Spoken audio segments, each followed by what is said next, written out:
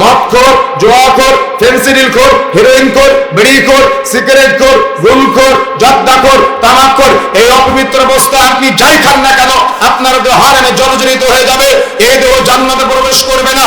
রাসূলুল্লাহ সাল্লাল্লাহু আলাইহি ওয়াসাল্লাম বলেন, লা ইয়াদখুলুল জান্নাতাল মুমিনুল খামর, যে ব্যক্তি মাদক দ্রব্য নেশাজাতীয় দ্রব্য সেবন করে সে জান্নাতে যাবে না। রাসূলুল্লাহ সাল্লাল্লাহু আলাইহি ওয়াসাল্লাম বলেন, এটা এমন অপরাধ, একবার মাদক দ্রব্য সেবন করলে আগামী 40 দিনের ইবাদত কবুল হবে না। রাসূলুল্লাহ সাল্লাল্লাহু আলাইহি ওয়াসাল্লাম বলেন, যে ব্যক্তি প্রকাশ্যে মদ্যপান করে তার জানাজার সালাতে কোনো ঈমানদার ব্যক্তি অংশগ্রহণ করবে না। রাসূলুল্লাহ সাল্লাল্লাহু আলাইহি ওয়াসাল্লাম বলেন, এটা এমন জঘন্যতম অপরাধ, এই মাদক দ্রব্য সেবন করা এতটাই জঘন্যতম অপরাধ, নিজের মা, খালা, ফুফুর সাথে জেনা করার সমতুল্য অপরাধ, এটা এতটাই জঘন্যতম অপরাধ। রাসূলুল্লাহ সাল্লাল্লাহু আলাইহি ওয়াসাল্লাম বলেন, সালাসাতুন কাদ হারামাল্লাহু আলাইহিমুল জান্নাহ, তিন শ্রেণীর ব্যক্তির উপরে জান্নাত হারাম। তার মধ্যে এক নম্বরটা হলো মুদমিনুল খামার, যে ব্যক্তি নেশাজাতীয় দ্রব্য সেবন করবে তার জন্য জান্নাত হারাম। সুতরাং তওবা করে ফিরে আসার চেষ্টা করতে হবে।